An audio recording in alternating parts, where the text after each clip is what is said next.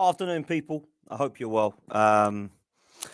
It's a bit of a disappointing one, isn't it? The weekend could have been a great one. The weekend for me consisted of a Christmas meal. It consisted of England, and today I thought I'd be celebrating. At one point of the game, I thought that still could have been the case.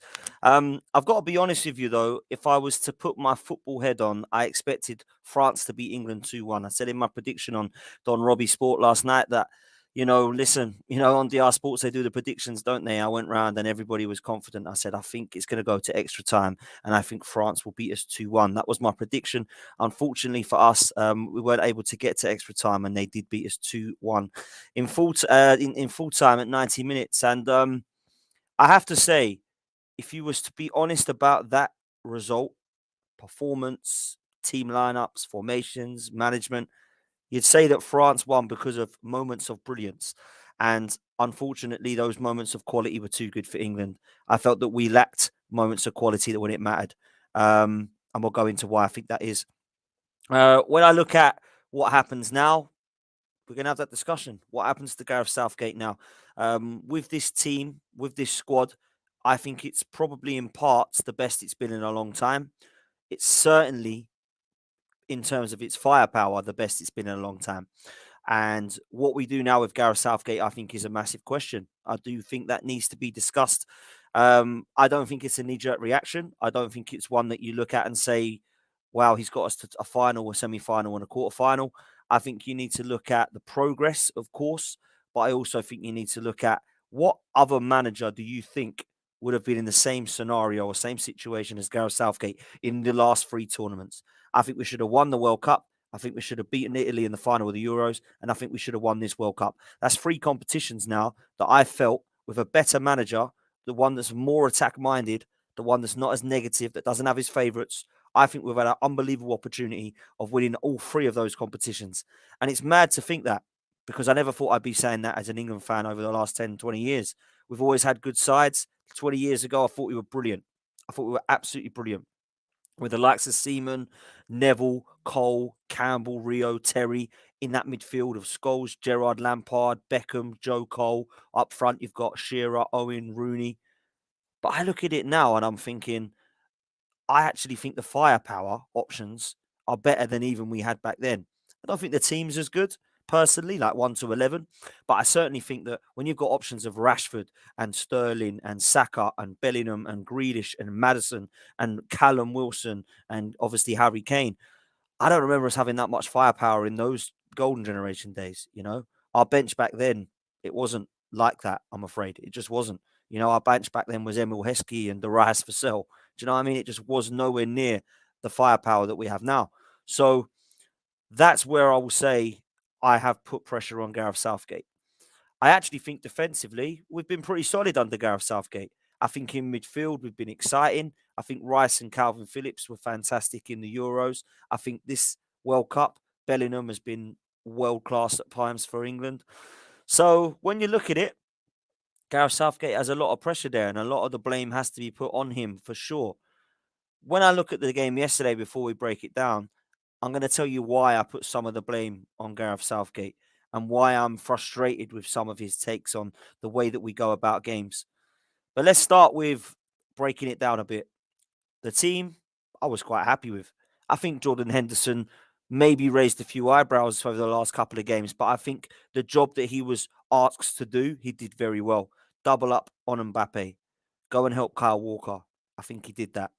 I think Jude Bellingham was doing the same with Phil Foden and with um, Luke Shaw on the other side, and I think nullified Dembele too. So I felt that the way that we set up, the team selection, the formation, I was okay with Gareth Southgate there. I thought it was fine. I understood that Kane, Saka, and Foden were probably going to start. It was either going to be them or Rashford because Sterling had some problems at home and he's only just come back.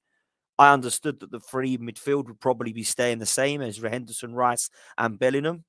And then at the back, he hasn't changed at all. And it's no surprise to me to see Walker at right back, left back being Shaw, and obviously Maguire and Stones. Jordan Pickford in goal. He hasn't really let him down for the last 3, 4 tournaments. So for me, it's fair enough. As much as I think Ramsdale's a better goalkeeper, I can understand why Southgate puts trust in these players. So the formation didn't bother me. The team selection didn't bother me. With France, again, I kind of knew how they were going to set up. I did feel that we were going to focus on Mbappe maybe a little bit too much. And I remember on DR Sports when I was watching it live, the French lads in the studio said, don't just go and keep Mbappe quiet because trust me, it will be a bad thing if you do that. So when the game started, I felt it was pretty tight. I thought right at the start, first maybe 5-10 minutes, France were looking pretty good. I thought, wow, we're in trouble here. They are looking pretty good. Mbappe's looking lively. Dembede's looking good. I thought Rabiot was causing all sorts of problems. Chalmani playing well. And Olivier Giroud, as we all know, is an absolute nuisance. So when I look at it, I think, how are England going to answer to that first 10, 15 minutes? And I thought we were brilliant. I thought the way that we answered was really, really good. And I felt that it was a balanced game. I didn't feel like it was one-sided. I felt the way that we organised was really well. And I felt that France could be got at. Their defence was, in parts, really poor. I mean, Hernandez, Upamecano making loads and loads of dodgy errors, looked shaky as anything for me. You always know that Lloris could have a clanger, but he happened to have a really good game last night. Raphael Varane, of course, we all know that he shows some quality, but I felt that they could have been got at personally. So it was how we were going to do that. Now, I don't care what anybody says. Saka might have gone down easy. Saka ain't the strongest of lads, and he might even need to bulk up a little bit as he gets older. But that is a foul. I'm sorry, that is a foul. Whether you think it's a soft foul, whether you think it's a tough foul, whatever, it's a foul. Yeah, that is a foul. Take nothing away from Chalmini's unbelievable strike. But two things. One, I think it's a foul. And two, I think Jordan Pickford might have done a little bit better. Now, maybe I'm being harsh. Chalmini's strike was class. But I felt that he would probably look at that and think 30 to 35 yards out. Yes, it's a rocket, but I'm so close to that. Why am I close to that? Because I think I should be getting it. A lot of people in the chat are saying, do you think that Aaron Ramsey would have saved that? Hindsight, maybe. I don't know. Maybe. But I felt Jordan Pickford could have done better. But what I loved about the England performance last night after that goal was the reaction, because I felt that we dominated the majority of the game, if I'm honest with you, after that. Okay, there was chances that we probably should have been tucking away. Harry Kane had a chance against Lloris where I thought he was going to try and lift it, just didn't quite lift it enough. I think that we had another couple of opportunities that Lloris pulled off fantastic saves. I remember Jude Bellingham hitting an absolute rocket and a fingertip save from Lloris over the bar. But then comes the penalty. I thought the best player on the pitch, and I don't want to say this because I've got these Arsenal shirts behind me, but I'm going to say it. Bukayo Saka was unbelievably good going forward. I thought between him, Rice, and Bellingham were shouts for man of the match. I thought all three of them were absolutely superb. Declan Rice was unreal, in my opinion, and probably does deserve to be give a mention. But if you're looking at everything that was exciting about England, it came through Bukayo Saka. He was causing absolute havoc down that right-hand side. And for me, I think you need to start looking at these performances in an England shirt as well and start asking, how is this guy not getting more credit than he's deserving? To be consistently putting in performances now in an England shirt as well as an Arsenal shirt at his age, unbelievable for me. Unbelievably good. So really, really interested to see now where Bukayo Saka goes. And does he start to get a mention soon for being one of the most exciting players that England have actually got? Because for me, I think he is. I just absolutely love everything about the kid. He was causing so many problems. And me and Lee Judges were sat there at one stage next to each other going, oh, he's so good, isn't he? Like, he is so good. Like, I think he does need to get some praise now. And people are saying in the chat, you know, and Leicester fan channel, big up yourself. Says, to be fair, all I see is praise for Saka, and rightly so. He gets a lot of praise from his current members of the team as well. A lot of the England players absolutely love him, and of course his club love him too. So fair play, big up to Bukayo Saka. The other player I want to big up is Bellingham, and of course I mentioned the player who probably deserved man of the match, Declan Rice. I just thought he was outstanding with everything that he did. But everything was great going forward. Bukayo Saka, brilliant piece of skill, gets himself, drives into the penalty box, and it's a penalty. And Harry Kane, I don't know why, but I felt like he was going to miss it. This is the first one, by the way, and he scores. And I thought, what do I know? Harry Kane never misses penalties, right? He never misses them for Tottenham. He certainly don't blaze any over the bar. He's either going to hit the target, he's going to hit the post, or it's going to be saved. He's definitely not going to blaze one over. 1-1. Brilliant stuff. There we go. We're okay. And then I felt there was only really one team in it in terms of the domination. I felt the possession was us. I thought all the football was good. I felt that although France had a couple of chances that perhaps they could have done better with. I remember Pickford pulling out a great save from Olivier Giroud. I remember Mbappe making one or two trickery bits of skill. Dembele maybe should have done a little bit better with that. But other than that, I didn't feel like France were peppering our goal. I really didn't. And then, of course, we have a couple of chances, don't we? And I remember sitting there thinking, Giroud ain't done much yet. And I remember doing a stream not long ago about how underrated Olivier Giroud is. I still stand by that. I think at 35, to be won what you've won and to utilize your attributes to the highest of levels, I think you deserve a hell of a lot of credit. And I thought he was underappreciated at Arsenal. I thought he was underappreciated at Chelsea. And I think he's been underappreciated in the French team by neutrals. A lot of the French team really like him. Of course, he's now their all-time scorer. So for me, I think he's top level. And that piece of individual quality, basically, let's be honest, won France the game. An unbelievable cross. I think it was from Griezmann, another player that England didn't decide to try and keep too quiet. Tried to, but in parts, I thought he was really good. Kept Mbappe as quiet as we could. Dembele as quiet as we could. You can't keep a front four quiet, though. You know, one of them's going to get ahead of you. And Giroud managed to do that. Managed to get the better of Harry Maguire, who, to be fair, a lot of people slate, but has had a very, very good tournament. Gets in front of him, and it's 2-1 France, and Olivier Giroud does what Olivier Giroud does best. And I just felt that was the killer goal then. I really didn't see England getting back into it. The timing of the goal in the 70th odd minute, I thought, you know what, I still think we're going to struggle here. And what I will say is England didn't really ever look like they were going to give up. They didn't look like they were going to roll over and die. And that is definitely something I'll praise Gareth Southgate for, the resilience. It's a never say die attitude. It's keep going. And I must say this, I don't understand how the referee does not see that is a penalty in real time. And this brings me on to this official. I am not blaming the referee for England going out. I'm not blaming the referee for us losing 2-1. I'm not blaming the referee for France's individual piece of quality. But I am blaming the referee for some of his decisions. I mean, you know, Gary Neville said it. He was poor. A lot of the BBC pundits said he was poor. A lot of the players said he was poor. Apparently, he was a Brazilian who was born in France. I'll let you decide if you think that's corrupt or not, people. Very, very surprising for me that this guy had no real, maybe it's biased when I say this, but no real need to want to do anything to help England out. And I'm not saying he should be giving any team a helping hand, but sometimes you've got to be a little bit fairer than he was. I thought the way that Saka was getting kicked all over the park was mad. He didn't give a foul for the first France goal, which was definitely for me a foul from Upamecano on Saka. And then, of course, Chalmini scores. They go 1-0 up. For whatever reason, he's decided to ignore that penalty shout.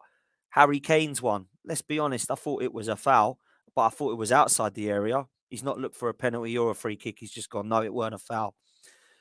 And how he's not seen Mason Mount just get basically shoulder barged in the box is beyond me. I don't know what Hernandez is doing. I think if I'm a France supporter, I'll be fuming with him right now. I know they've got away with it, but that is the word. They've got away with it.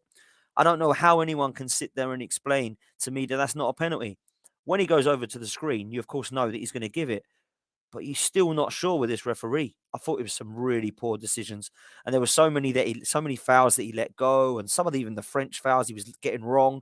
It just had a disaster for me, this referee. You know, in a massive game like that, and let's be honest, two teams that have probably played some of the best football so far this tournament, and you put a referee like that in, it is really poor to me. So I need to see it. I need to see better than that. The Royal Spur is saying it's a contact sport. You wouldn't be saying that, mate, when Harry Kane goes down in the box all the time when you watch Spurs, bruv. Trust me. So I don't know how it's all of a sudden. I guess you don't support England, so that's probably why you're saying that now.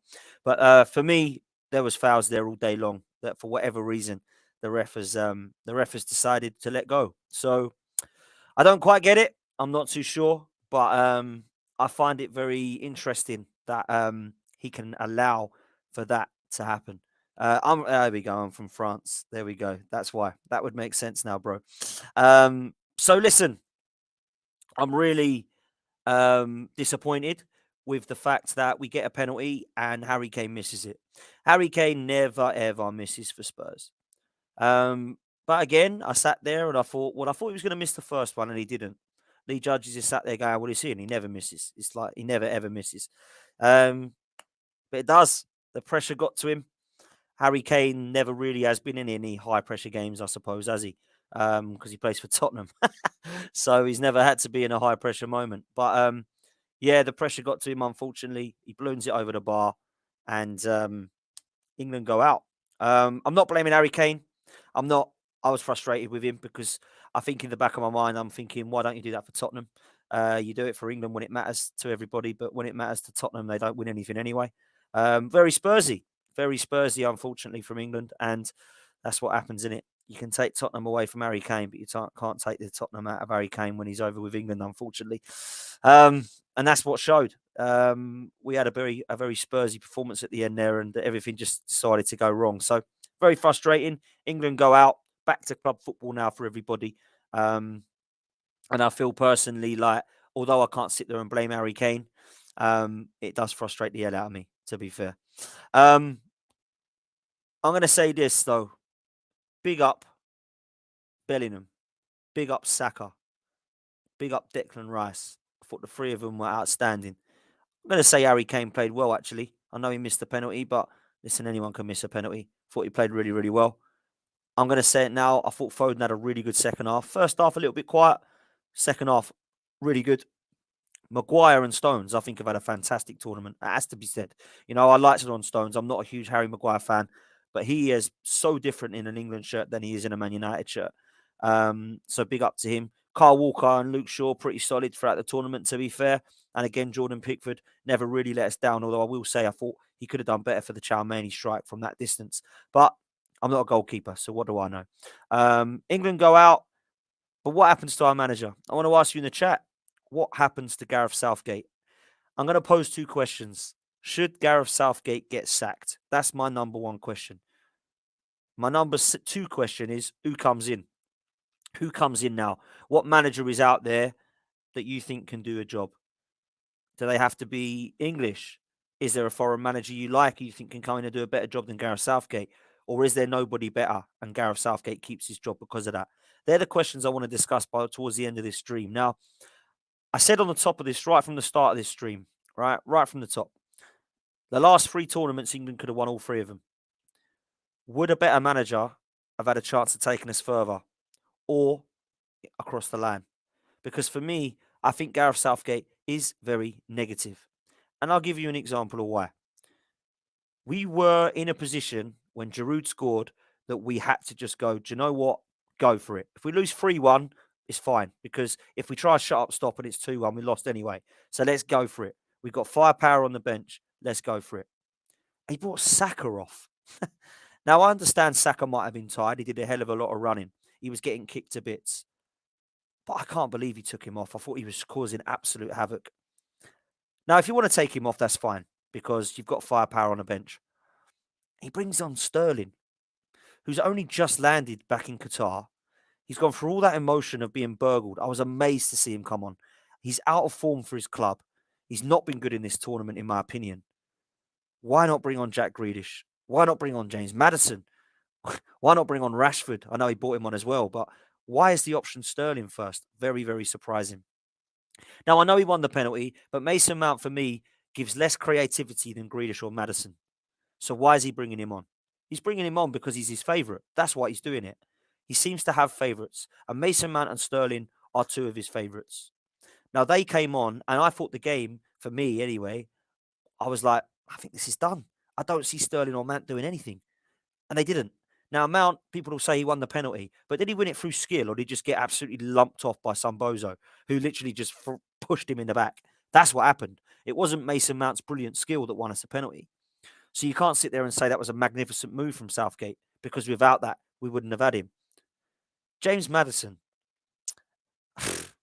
I love James Maddison. This season, he's been the best attacking midfielder in the Premier League outside of Kevin De Bruyne. And he's not kicked a ball in this tournament. Now, I understand you're going to get some players that aren't going to, and he's just come back from injury, etc.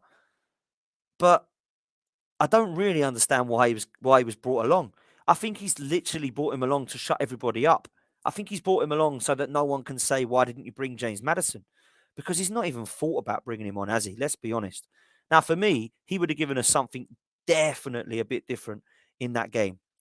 He brings a proper number 10. Now, we were playing with 2 8s, so I can understand why he didn't start him and why he's probably not played him in this position when you're going with that formation. But just have Rice and Bellingham. If you're going to take Henderson off, like he did, have Rice and Bellingham and then have James Maddison. And then have Grealish and Rashford either side if you want to take Saka and Foden off. But he's not done with that. He's gone with Mason Mount and Sterling, who are both out of form, in my opinion. They've both not done great for England of late. Sterling was fantastic in the last tournament. Throughout the Nations League in this tournament, I ain't seen much from him. But I was just disappointed. And I felt like it was two things that got on my nerves with Southgate throughout this tournament. He has favourites and he's very negative. He's very negative at times. And when you're trying to go for that goal, when you're trying to go, do you know what? We're 2-1 down. We need to go win this. I don't think he's the manager that you need. I don't see any form of attacking minded management. I'm not asking him to be a Pep or a Klopp. He's not that good. I'm not asking him to be a Simeone or a Conte or Mourinho if he wants to play that style. I'm just asking him to have a little bit of a balance. And I don't see a balance, I'm afraid. Some of the performances of England I've seen that I can think of have shown a little bit more balance. But it's fine beating Panama and Iran in this tournament and Wales in this tournament and Senegal. But we've come up against now Belgium twice and we've lost. Italy, we've lost. Croatia, we've lost. France now, we've lost. Any team that is within the top 8 in the world, he can't seem to beat them. So there has to come a point where you look at that and ask yourself why.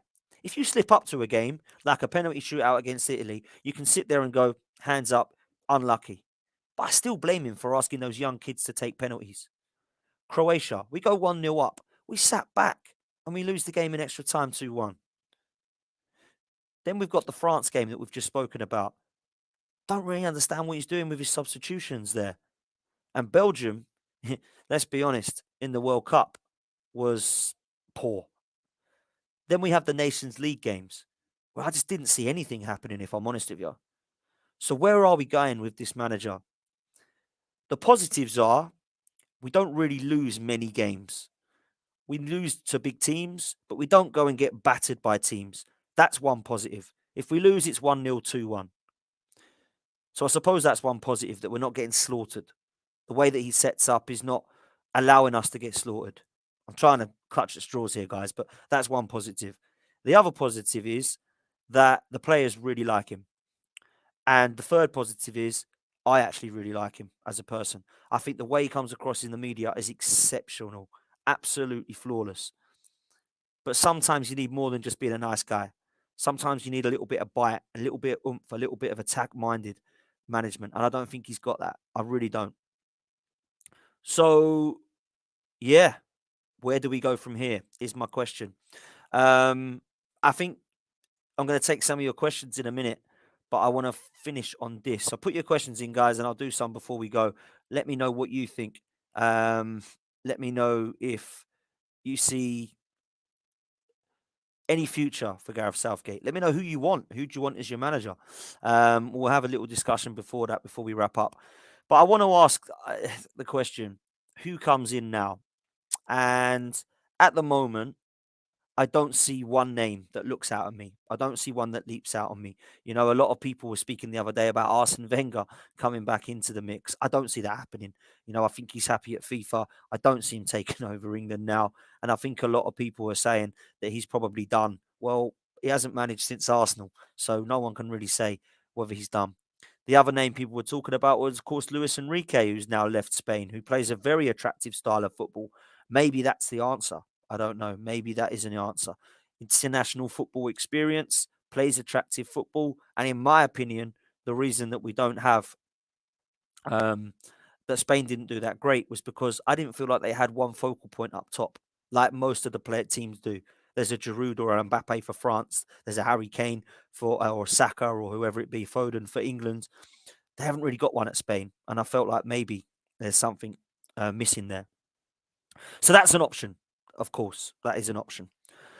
Eddie Howe, Graham Potter, For me, the two best England managers right now, two best English managers right now, should I say?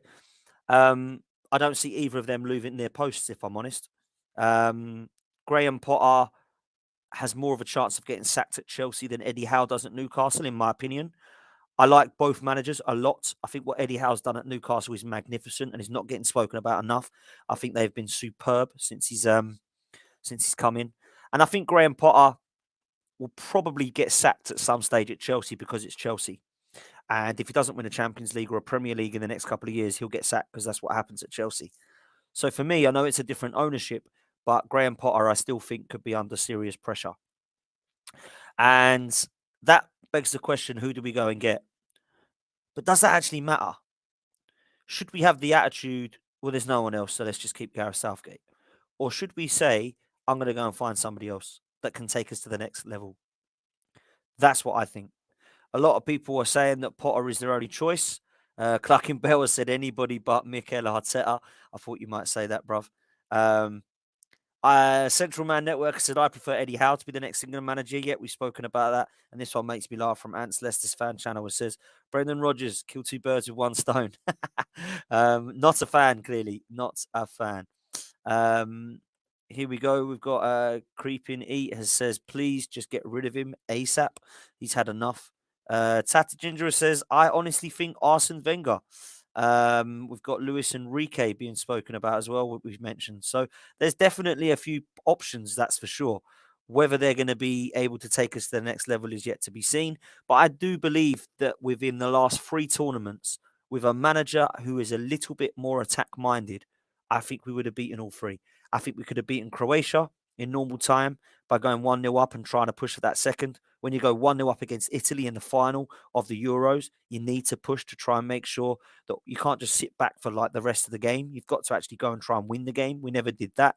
And likewise against France, I just felt like we didn't really have the answer to win the game. I felt we had the answer to cancel them out.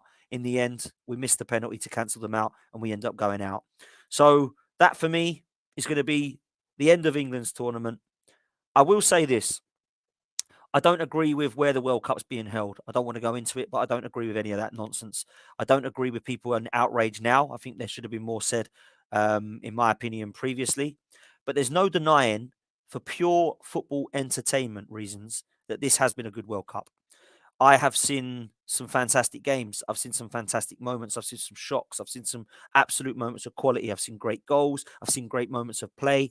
And I've also seen a lot of people laughing about teams going out, which I think is all banter. Everyone's going to be laughing at Arsenal, at England now going out. The other day it was Brazil to laugh at. People are laughing at Ronaldo crying, Suarez crying, Neymar crying. And now it's our turn to cry. It's not coming home again, people, for another year. Unfortunately, we'll have to now look towards the European Championships and the next World Cup. But one thing I will say is this, whether Gareth Southgate's here or not, this England side has an unbelievable future. We have Aaron Ramsdale in goal, who's in his early 20s. We've got Trent Alexander-Arnold and Reece James that are 2 right backs that are in their early 20s. We have players coming through at centre half like Ben White in their 20s, Tomori in their 20s. We've got players at left back coming through like Tariq Mitchell. We've got Dan Burn. In the middle, we've got the players such as Declan Rice and, of course, Jude Bellingham. Still got kind of Gallagher that no one's mentioned, James Maddison. Jack Grealish is in his 20s. You've got Saka in his early 20s, Foden, early 20s.